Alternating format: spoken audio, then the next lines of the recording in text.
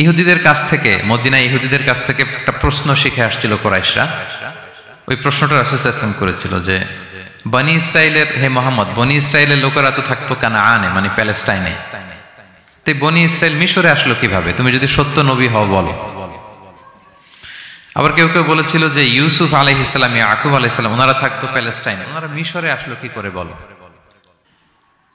আবার সাহাবারা মাঝে মাঝে মক্কায় বলতেন, ইয়া রাসূলুল্লাহ, শুধু জান্নাত জাহান্নামের আয়াত, আখিরাতের আয়াত, তাওহীদ শিরকের আয়াত, এগুলো আমাদেরকে বলা হয়, কোনো ঘটনা কোরআনে বলা হয় না কেন? আমাদেরকে যদি একটা ঘটনা শোনাতেন আমরা ইন্সপায়ার্ড হতাম।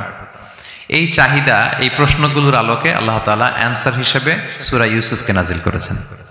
তাহলে শোনো, আহসানুল কসাস, একটা গল্প কত মাধুর্যময় হতে পারে শোনো। এবং এর মধ্যে দিয়ে আল্লাহ তাআলা বলেছেন বনি ইসরাইল কিভাবে প্যালেস্টাইন থেকে ইজিপ্টে মাইগ্রেট করলেন। এভাবে অনেক নবীদের ঘটনা আল্লাহ তাআলা কোরআনে আমাদেরকে শুনিয়েছেন। আল্লাহ তাআলা বলছেন, রুসুলান কদ কসাসনাহুম আলাইকা মিন ক্বাবলু ওয়া রুসুলাল লাম নাকসুসহুম আলাইক। অনেক নবীর ঘটনা হে নবী আপনাকে আমি শুনিয়েছি, আবার অনেক নবীর ঘটনা আমি শোনাইনি। তো যেগুলো আমি শুনিয়েছি এগুলো আবার আপনি আপনার উম্মতদেরকে শোনান। ফাকসুসিল কসাসা লাআল্লাহুম ইয়াতাফাক্কারুন। আপনি এই কিচ্ছাগুলো, ঘটনাগুলো আপনার উম্মতকে শোনান যাতে করে তারা চিন্তাশীল হতে পারে।